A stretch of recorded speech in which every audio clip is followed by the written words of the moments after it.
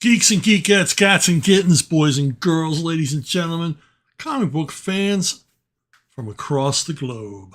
Here's where you get to ask a seasoned comic book professional like me, in fact, it is me, questions about what he does for a living. And what I do for a living is I create comic book scripts. I write comic books. I sit here and make stuff up all day long. How lucky am I? My God, I'm put here finally in place to do what God apparently built me to do. Since comics are just in my DNA, I love writing them. I like storytelling. I love working with artists. I just dig the whole medium. I'm here to share my enthusiasm and my knowledge and my years of experience with you, as well as apparently more and more you just want my opinion on stuff. Okay.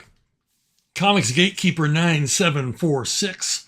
You mentioned Denny O'Neil's more realistic take on Batman on occasion. Are there any of the more wacky elements of the Batman mythos you would like to have used? For the most part, I was down with Denny's approach to Batman to avoid the more comic booky superhero elements, because Batman had enough of that. Especially through the late 50s, early 60s, when they virtually turned Batman into a science fiction comic. He was going to other planets and aliens, dealing with aliens and people from the future and traveling through time. And then we moved into the campy era as inspired by the 1966 television show.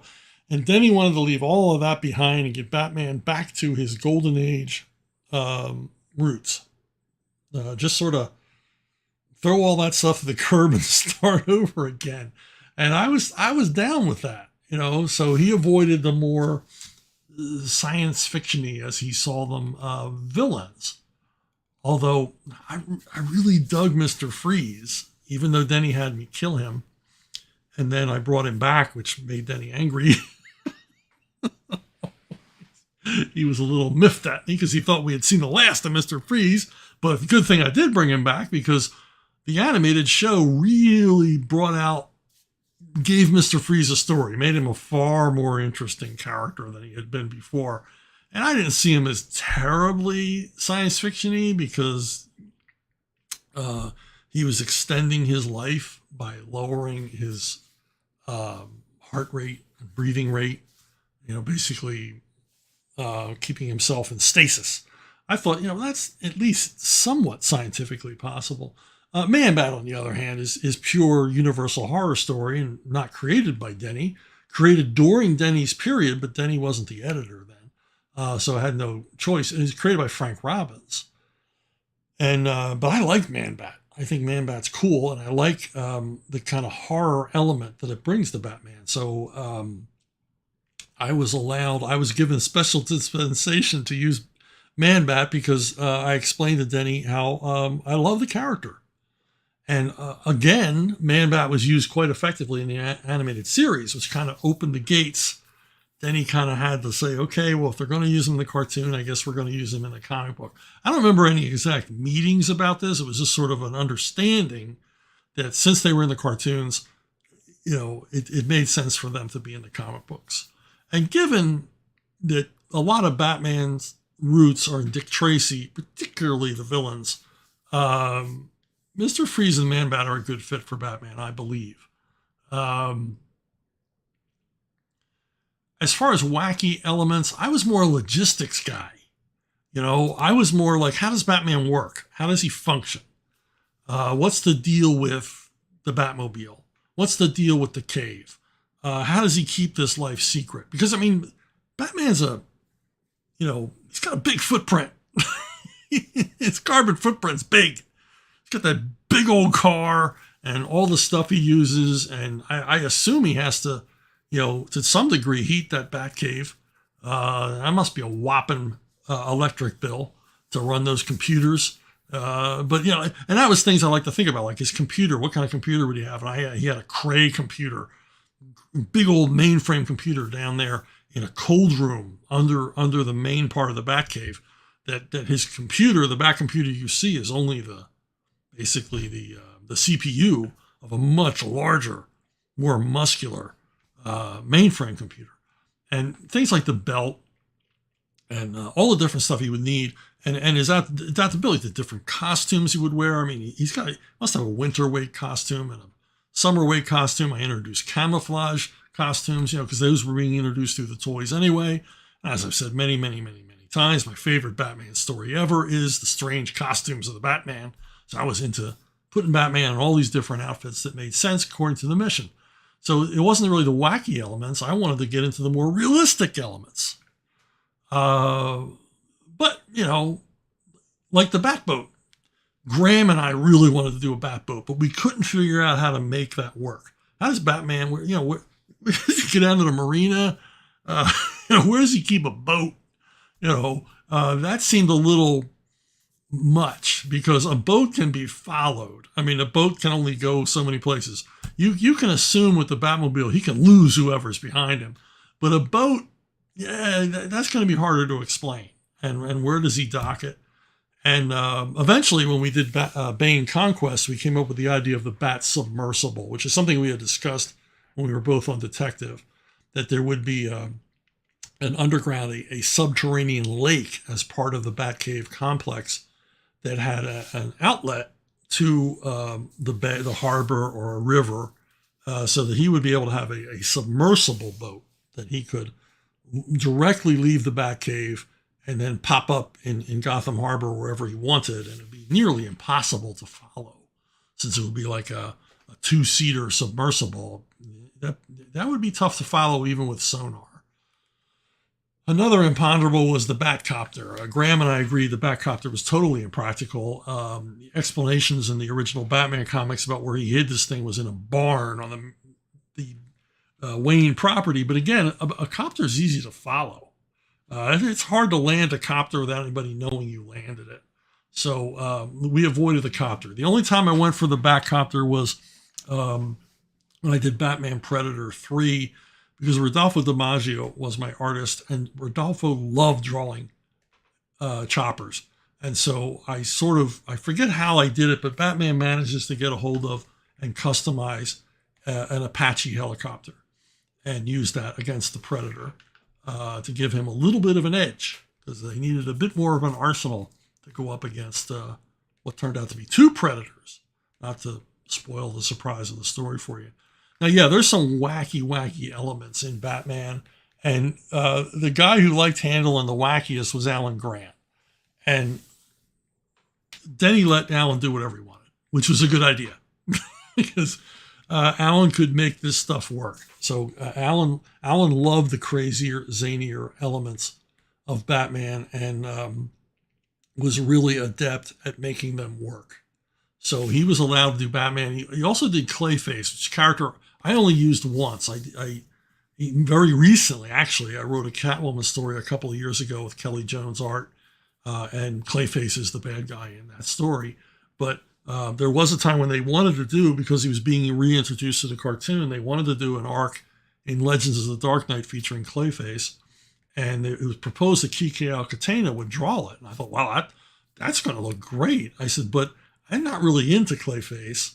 Alan would do a better job on that story than I would, because he's into that. He would do a much better job. And I was right. I mean, so as much as I would have loved to have worked with Quique in yet another Batman project, I thought Alan was a better fit.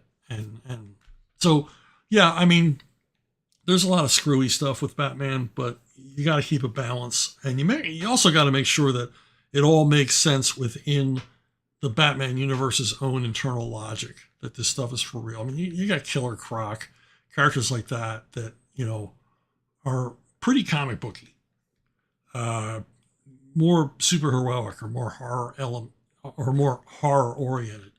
But it all depends on the handling, the presentation, if you can make it work.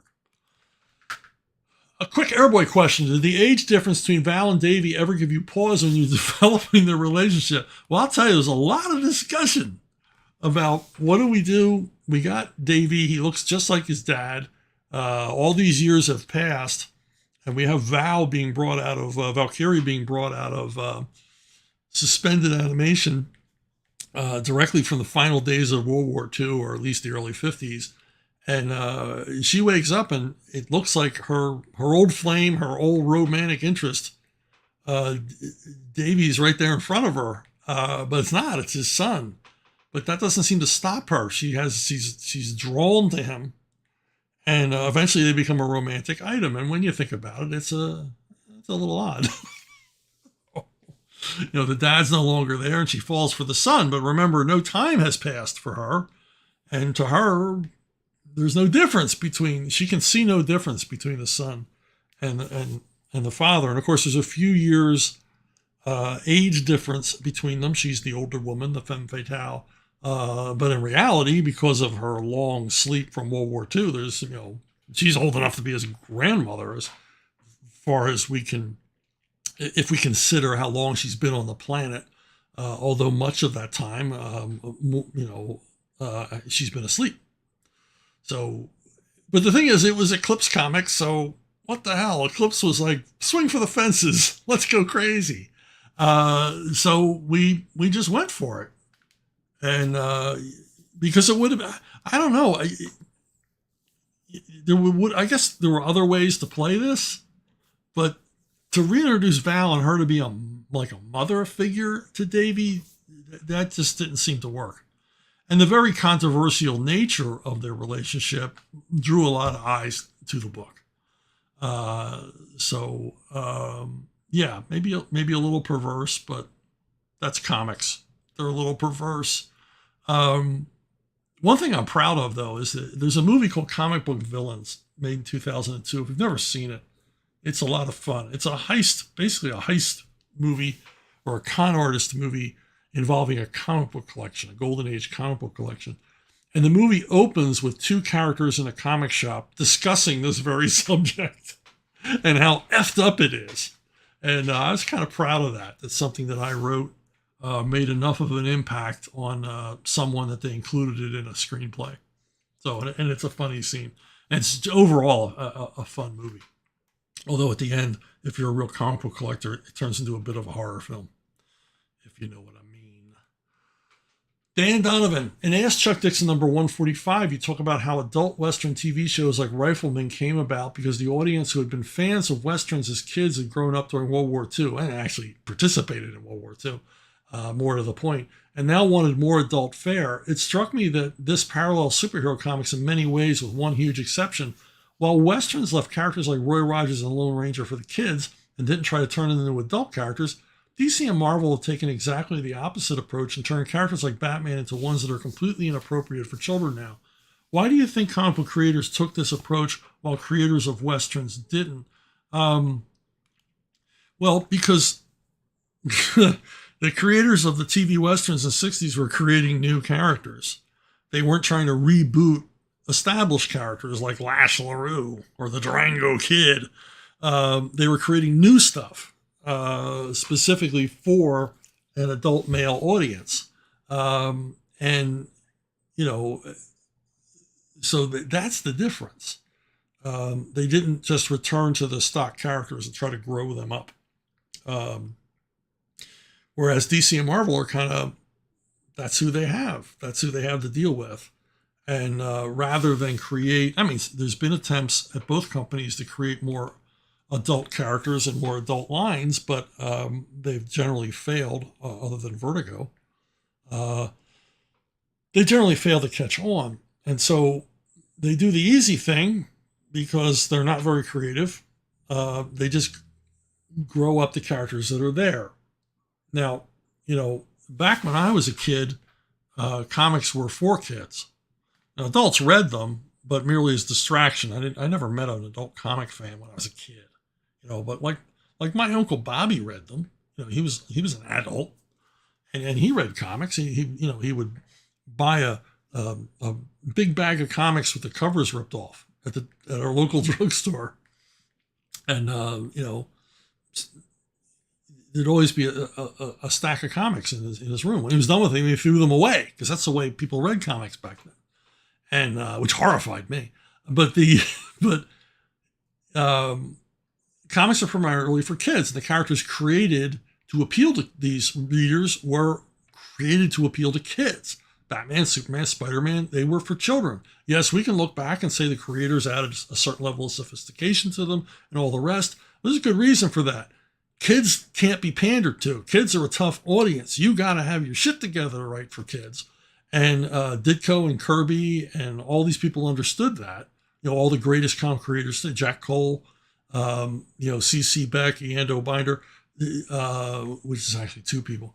They understood that you couldn't just phone it in for kids, or kids can sniff a loser and they wouldn't buy the comics. So they, Carl Barks, John Stanley, they worked hard to entertain these children with fare that was reading fare that sometimes challenged the kids. So what both comic book companies, and when we talk comics, we're generally talking DC and Marvel. What they were stuck with was characters created for kids, and then they tried to grow them up. Now, as I said, comics used to be for kids, which meant you outgrew them after a while. Except for fans like you and me, who continue to like comics, even past the point where all of our friends gave up reading them. We were the minority. The majority of comic book readers stopped reading them sometime in middle school, right? They might pick up one now and again, but they got out of the comic book reading habit.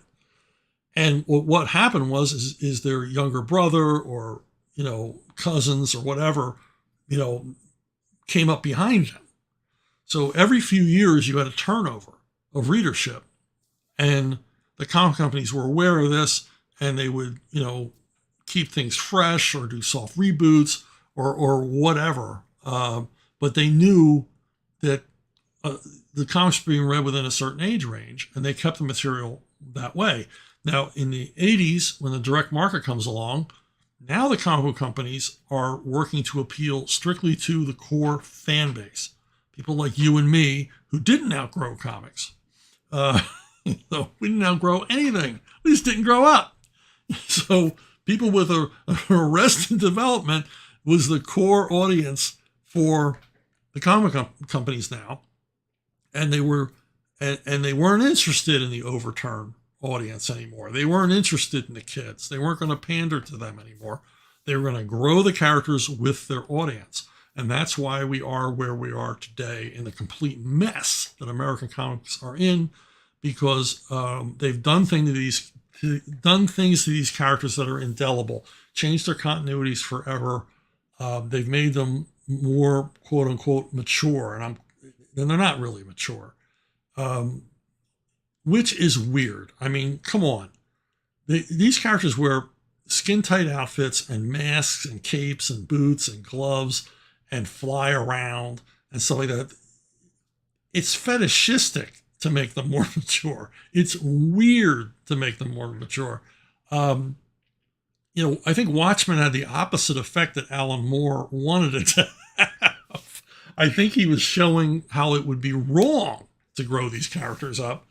And everybody thought it was, hey, this is really cool. We're going to grow all the characters up.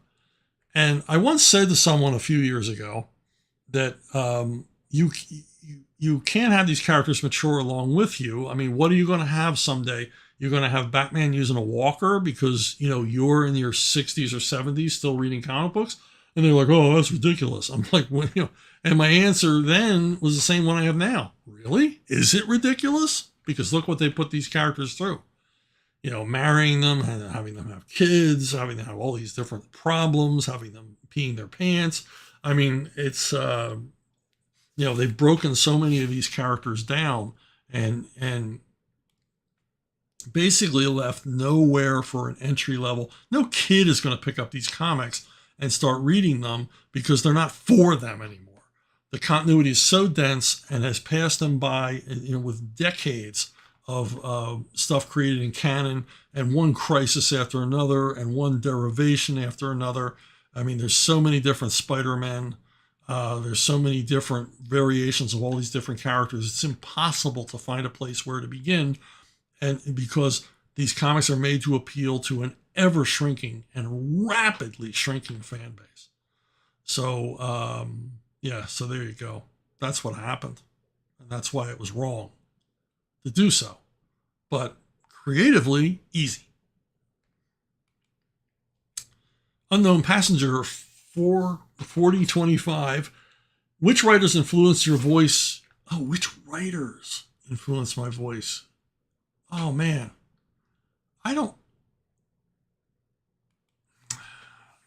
This is a tough one. I don't think anybody, you hear Batman's voice in your head. And I don't think a writer influenced. It's like, when it's wrong.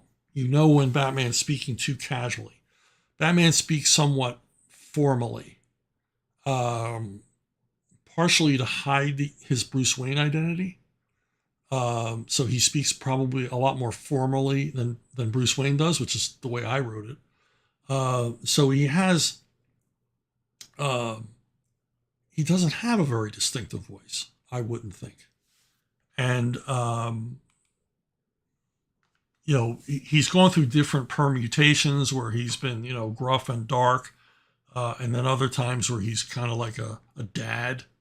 But I think over the years, my default setting for Batman in my head is Clint Eastwood.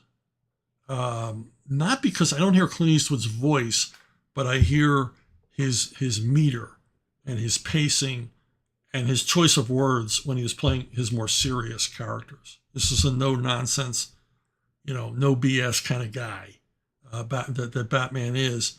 And so it's like, if I can't hear Clint Eastwood saying the line, it's wrong. And this is like deep, deep in my psyche. It's not, I don't consciously draw forth Clint Eastwood, but in my head, if Clint Eastwood could say this line, it would sound cool, then it's a good line for Batman. So no writer really influenced my voice because Batman's voice is pretty consistent throughout his run. I don't know what he's talking like now. I've seen some pages that are just, well, that's not Batman. He would never say that crap. So Clint, and and as Richard Nixon said of Clint Eastwood can do no wrong. So. Joshua Ignatowski. I think that some major areas where Star Wars prequels failed to be as enjoyable to audiences as films from the original trilogy were in the script writing. I talked about Star Wars a couple of videos ago, namely how scenes were structured and how the dialogue was written, as well as the pacing.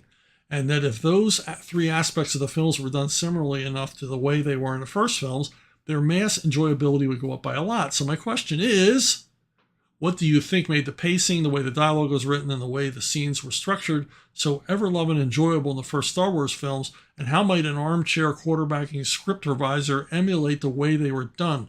I'm sure your vast script writing experience for comics can lend you some keen insights. Well, I think everybody knows that the original Star Wars, particularly the first two films, extremely derivative of other film genres. And that's not to put them down. Star Wars is the first, especially the first film, is practically a history of Hollywood. It's got everything but the kitchen sink in it. It's got almost every Hollywood trope you can think of, and beyond Hollywood. Spielberg is borrowing from John Ford, Howard Hawks, Raoul Walsh, Akira Kurosawa. I mean, he's just taken everything, every movie he ever saw in film school, every movie he ever saw as a kid, every movie he ever watched on late night TV, and he's distilling down everything he liked about it and leaving everything else out. So a lot of the dialogue in Star Wars would be very much at home in a Clark Gable, Spencer Tracy movie. Very much at home in a 40s movie or a 50s movie. And that's a lot of the charm of it. That's the escapist portion of it. It's movie dialogue. And some of it's not so easy to act, which is where Lucas gets into trouble. And Empire Strikes Back to me is the epitome. This has so many terrific touches in it that come from other films. Bogart and Bacall. The great adventure films. Pirate movies. Whatever you can think of, it's all here. All these influences are here, and this is the high watermark. for Star Wars. Everything else from here is downhill. And when I saw Empire Strikes Back, I was so freaking excited. I was a huge Star Wars fan already because this was awesome. And it was directed by a guy, Irvin Kershner, experienced Hollywood pro who knew how to direct actors. And he knew how to take this dialogue and make it work, where Lucas never did. I'll get into that in a minute. But what these films had was everything. Like I said, they borrowed from everywhere in Hollywood's history. And the biggest thrill for me was Han and Chewie. These sort of outlier characters who enter the plot line. And they're like the coolest guys in the film. And and every scene they're in is like part of a buddy movie, you know, and they're unpredictable. They're the wild card in the movie. I mean, when I first saw Star Wars, I was so wrapped up in that movie that I really thought that Han Solo was saying goodbye for good at the end. I mean, I checked my brain at the door, and I was totally naive. I was a child again watching this movie at age 27, I think, and just bought that we wouldn't see Han again. So that's why, I mean, so all of that just works so perfectly. And there's humor there, not comedy, but humor. And when Lucas goes to put that in the prequels, when he tries to get a little bit of that going in the prequels, his answer is Jar Jar Binks. Probably the most hated character. Well, around my house, the Ewoks are the most hated character. But the most hated character in Star Wars is Jar Jar Binks, because it's such a naked attempt to bring comedy into a series where comedy had no place. Humor, yes, you know, but he didn't have C-3PO and R2-D2 and their little, you know, Jeez and Wooster act, and they didn't have Han and Chewie, so they replace it with this character, unlikable, stupid, and just doesn't work. It didn't help either that he was a totally 100% CGI character, improperly handled, and just a mess. And again, this goes back to Lucas's inability to direct actors. Empire Strikes Back, they had Irvin Kershner showing them the way and working with them. So there's some brilliant performances in Empire Strikes Back. In Star Wars, all the actors are left to their own devices to hold their own. God bless Carrie Fisher. She starts the movie with an English accent and ends it with, you know, Southern California surfer girl. Obviously, no direction from Lucas on how to do this. She's completely on her own. And you've got to hand it. She should have won an Academy Award for convincingly delivering the line, I knew there was more to you than just money. Or she has a line like that. We all know that line. You know, there was more to you than money, to Han when he returns. What an awful line. Because it's so on the nose. But she delivers it well. You know, and all the other actors. I mean, when you watch the film, I watched it on IMAX, Star Wars on IMAX when they re-released it just before the first editions, the special editions, and I hadn't seen it in years, and I had forgotten how whiny Mark Hamill sounds most of the time in the movie. I mean, it's just not a patch on the performances that he would give later in Empire and Return of the Jedi. He's awesome in Return of the Jedi. He does an awesome acting job in that. Not so much Harrison Ford. Harrison Ford really phones it in. Return of the Jedi. He's sick of this franchise. He wants out. But the check was nice. So here we go with the prequels, and it's Lucas directing. And some of the casting choices, and then again, acting. He's not directing the actors well. And everybody's so damn serious. I mean, this kid was just, maybe with a better director, he would have had a chance. But he's just awful. Every single one of his line readings is high school play, or I should say elementary school playtime. Just bad. I'm not blaming the kid, because he should have had some direct. Hayden Christensen runs into the same problem. He's an adult man, and he's running into problems. And it's just like this serious tone. We've lost the lighthearted romp feel, and Jar Jar Binks is supposed to carry all of the humor on his back. It doesn't work. And the three prequels get, I mean, obviously with the stories getting very, very serious, the downfall of Anakin Skywalker, the transformation into Darth Vader. We're going to get serious there, but come on, give us a few. There should have been an equivalent of Han Solo in there, some kind of outlier character that we could relate to, because I'll get into that in a minute. And then the romance. The romance, again, probably would have been better with a better director or a better actor-director. I'm not going to say Lucas is a bad director. He's a terrible actor-director. This romance would have worked better if these two had been given a chance with a director that would listen to them. Now, in the third film, there's the scene with Palpatine where Anakin basically comes over to the dark side. This scene, of all the scenes in all the prequels, is the best acted. It really is an effective scene. And it doesn't rely on special effects or anything else. It relies simply on the relationship, the dynamics between these two characters. And I got to think that, was it Ian whatever that guy's name is, the guy that plays Palpatine. I got to think he coached Hayden Christensen. I got to think that they went out to dinner together, or they had some workshop time to work out exactly how to do the scene, because this is not Lucas. I'm telling you, this is not Lucas's effect that made the scene work. And I think both actors realized, wow, if this scene doesn't work, this whole thing falls flat on its face, because this is the transition. This is the moment when Anakin moves to become one of the Siths.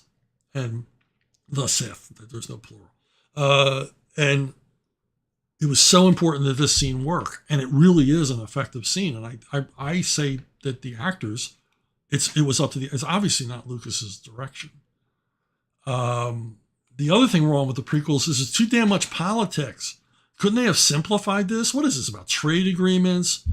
There's, snarky little asides about Ronald Reagan and lowering taxes, tax cuts. I mean, none of it makes any sense. There's too much time spent on it. Couldn't they have come up with what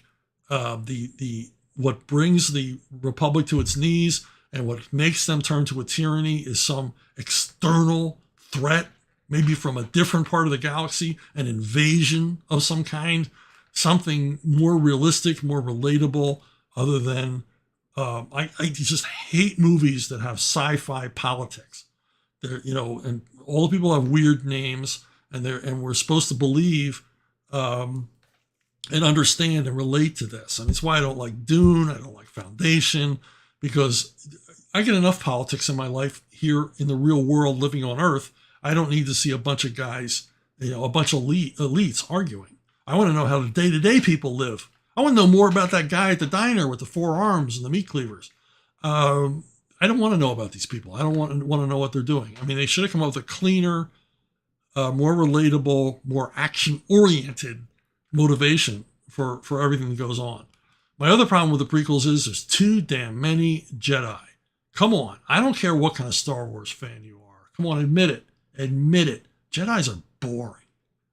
The most boring part of any Star Wars movie is the Jedi crap.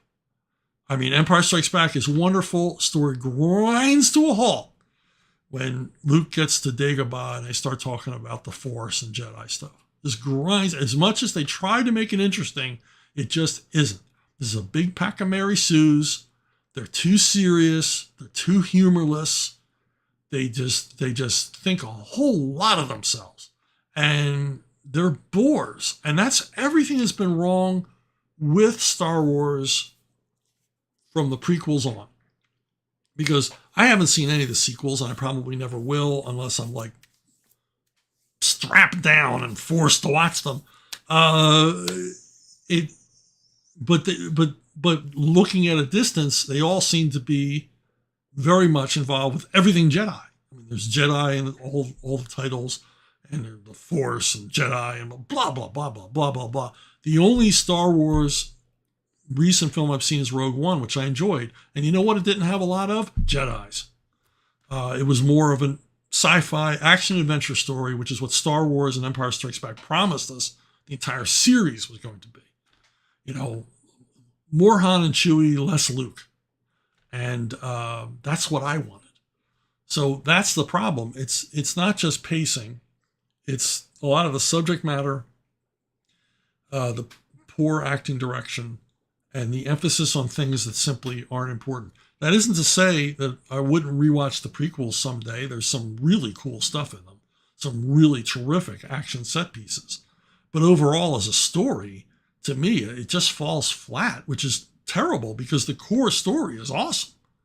I mean, the fall of Anakin Skywalker, how Darth Vader's origin. I mean, there's nothing wrong with that part of the story. It's just how they put it together. Just seems like a great big mess to me. J. Tally Hang. J. Haley Tang. I've noticed P.G. Wodehouse has come up a couple of times in your videos. I've been meaning to get into his books ever since I saw the Fry and Laurie version of Jeeves and Wooster. Ever since finding out he was a major influence on Douglas Adams, which Wodehouse is a major influence on a lot of things. Practically created the romantic comedy that we see today. I'm adding, obviously, here. Anyway, I have one compilation book, Nothing But Wodehouse, which I thoroughly enjoyed. I haven't seen that one. There's a lot of different compilation books. I don't know what was collected in there, which I thoroughly enjoyed, but I don't know where to go next. What are your recommendations? You got to read Right Ho Jeeves. I think everybody that likes P.G. Wodehouse acknowledges that this is his absolute masterpiece. It's a Jeeves and Wooster story, obviously. I've adapted it along with Gary Quapis into a graphic novel at Arkhaven. Still buy it on Amazon. And it's just everything you want in a Jeeves and Wooster story. Some of the funniest sustained comedic sequences ever to appear in prose, and terrific lines. So terrific standalone takeaway lines. Just brilliantly delivered by Bertie and Jeeves. The classic Gussie Finknottle giving an address at a boys' school while high as a kite on spiked orange juice is fantastic. And the story just moves from one strength to another. So if I was to read any Wodehouse, that would be the one. I really like the Mr. Mulliner collections. They're short stories told by Mr. Mulliner, who shows up at his local pub each evening and tells the people there a story about one of his relatives, be it a nephew or an uncle or a cousin. And there's comedy gold in each one of these. Each one has a unique setup. I love the language. There's a couple of them about people who are writers. There's a couple dealing with Hollywood. I'll talk more about that in just a second. But I really like the Mr. Mulliner stories. There's a number of anthologies, and they're worth checking out. There's also an excellent on audiobook, an excellent dramatized BBC version of these stories. They're very, very accurate retellings of the Mr. Mulliner stories. They don't lose anything in translation to dramatic reading that you might want to check out. Funny stuff. I don't play golf, but I love reading Wodehouse's golf stories. And as Wodehouse says in one of his introductions, that he writes light and airy and inconsequential romantic comedies, but he said that of all the things he's ever written, his stories about golf are the only ones written in blood. Because Wodehouse is a very serious golfer, and he uses a lot of tragic elements to make you laugh, things that would probably horrify avid golfers appear in these stories, and just funny stuff. Terrific recurring characters, like the old member. The old member is an old guy who sits around on the lawn at the country club and reminisces about past golf games. And the thing about it is, and Ian Fleming must have been a big student because he spent 3 chapters of Goldfinger depicting a golf game. He must have been a student of Wodehouse, because Wodehouse is able to make, I don't play golf, as I said. He is able to describe these golf games and make them suspenseful, which that's a master writer. If they can get you engaged in a sport you're not interested in, make you understand it, make you understand the stakes, make you understand what's going on, and get you totally involved in the game itself, the fictional game they're playing themselves. Now, a standalone novel of his that I really like is called Laughing Gas. And as far as I know, this is the first switching identities novel ever. Woodhouse uses the high concept of an adult man, an English nobleman, switching places, switching bodies with a Hollywood actor who's a child star. And it's a really funny novel, and it goes into an area of culture that Woodhouse loved to mock, and that's anything Hollywood. Because Woodhouse spent a year at MGM under contract to Irving Thalberg, and he said it was the most miserable year of his life. It was even more miserable than when he was held as a POW by the Nazis. Because he was basically trapped. They never used any of his work. He was very critical of the Hollywood process. And here in Laughing Gas, he has a lot of fun with the studios and actors and things like that. And it's weird because it is it's like a Freaky Friday story. It's a body switching story. And it may be the first one ever. Maybe one of you out there would correct me and know of an earlier one. But yeah, those are my Woodhouse recommendations. And of course, there's Blandings Castle, but that's a whole thing. That's like Lord of the Rings. You got to dive into the Blandings Castle stories because there's lots of anthologies that are just Blandings Castle and a ton of novels. So I would visit the ones I recommended first, and then if you still love Woodhouse, dive into the Blandings Castle. I mean, it's rewarding, but they're dense, and there's a lot of continuity involved in them, more so than any of his other recurring characters, like Uckridge or Jeeves and Wooster. John Morgan Batneal, at last. Frankly, I've been wanting to know your thoughts on the Devil's Brigade for ages and Hogan's Heroes. Well, let's go right into the nerdiest weeds imaginable. Yes, I talked about Dirty Dozen recently, and John wants to know about the Devil's Brigade. Devil's Brigade was a movie that was rushed into production to take advantage of the enormous box office that Dirty Dozen was doing. And it's basically the same kind of misfit special mission. They take a bunch of Americans who, are like losers and yardbirds, and they unite them with this Canadian group of Canadian like elite soldiers for a special mission behind German lines. And it's no Dirty Dozen. I don't like this movie at all. I find it tedious and tiresome. Apparently most of the people appearing in it find it tedious and tiresome. William Holden looks like he wishes he was in any other movie. When you've got a movie with Vince Edwards in the main credits, you're not looking for A quality entertainment. Poor Cliff Robertson, Claude Akins, a bunch of British actors playing Canadians. It's a pretty tepid mess, and it's directed by Andrew V. McLaughlin, who was an okay director, but he's not really straining himself here. This just is no Dirty Dozen. I don't like this movie. I'm sorry, John, if you wanted me to say I liked it, or maybe you wanted me to share your hatred for it.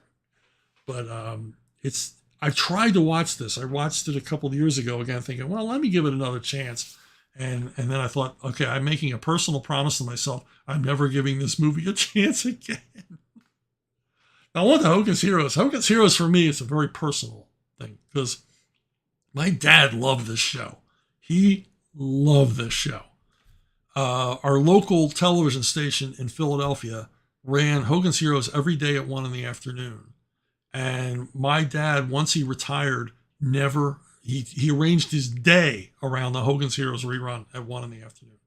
He ate lunch watching Hogan's Heroes. He loved Hogan's Heroes. When Hogan's Heroes first aired, my dad was working like 2 jobs. My dad was a total workaholic. He worked 16 hours a day, every day, and roofed on the weekend. He had his own roofing business on the weekend. And so he wasn't going to be home on Friday night to see Hogan's Heroes. But he read about it, and he said, I would really want to see that, because it was about Army Air Corps guys in a prisoner of war camp. And he had been in the Army Air Corps, and he just thought it looked like a fun show. So he would have my mother and I watch it, on Friday night, and when he got home from work, we would have to tell him what happened. And this is a show he had never seen.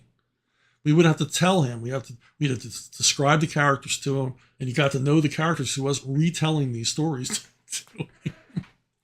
And then finally they moved Hogan's Heroes to Saturday night, and he was able to watch the show. But just a huge fan. Now, how do I feel about it?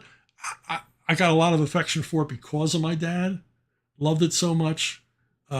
This show got some criticism when it first came on because they thought it was too arch. It was taking World War II too lightly, which if you watch the show, really doesn't. It really doesn't. The Nazis come in. Well, not the Nazis. The Luftwaffe comes in for a lot of ribbing. Hogan kills a lot of Nazis die on this show. So in a very dim view, the show could get grim at times amidst all the canned laughter. But I like it because I like service comedies. I'm a big, a genre that does not exist anymore, the service comedy. And the appealing thing about the service comedy is the same thing that's appealing about like a high school comedy is it's anti-authority. In this case, it's Hogan versus, his captors, the Germans. And those are the authority figures he's against. But in most service comedies, it's the enlisted man versus the officers, or a conniving officer against the other officers. Whatever way, they're anti-authority and they're working against the system. And I mean, that's why I'm a huge fan of Sergeant Bilko. Bilko's a con artist, a con man, a gambler, a grifter, a bit of a heel. He's not likable, yet he's lovable. And very much it's him versus the army. Not in a mean way. He's just grifting. He can't help taking advantage of the situation he's in. Same thing for McHale's Navy. Huge influence on me as a kid. Loved the series when I was a kid. And again, it's a crew of misfits trying to fight the war to the best of their ability, despite the interference of their incompetent superior officers. But again, anti-authority story, which was a lot of fun. And I'm also a big fan of the Ensign O'Toole, which only ran for one season, but back then one season was 32 episodes, about a peacetime Navy, Dean Cain playing an ensign aboard a destroyer escort, and all the hijinks and trouble that he gets into as he connives and schemes, much in the way that Bilko did. But this is like a Navy version of Sergeant Bilko. And it was a fun show, often silly, but that's a service comedy for you.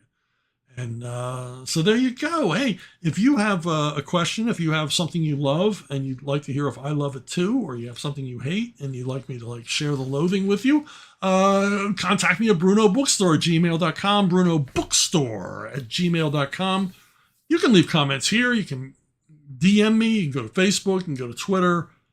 But this is the most reliable way because I check this all the time. I am not going to miss your question if you go to brunobookstore@gmail.com. And just to remind you, I got a Conan book out. Second book is on its way.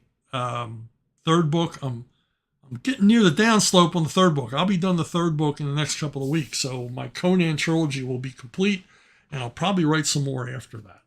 But this is seems to be a hit with the readers, hit with the critics, and I'm proud of how well received it's been. And if you want to check it out, you can go to Archhaven. I'll have the link below. And Archhaven, if you buy it from Archhaven, you not only get the paperback, you get the ebook as well, included for the same price. So anyway, thanks for watching. Thanks for listening. Thanks for liking and subscribing and all the other wonderful things you do. And thanks again for your excellent questions. That's what makes this show fun. Nice little community we got going here and growing bigger. We're past 7,000 subscribers.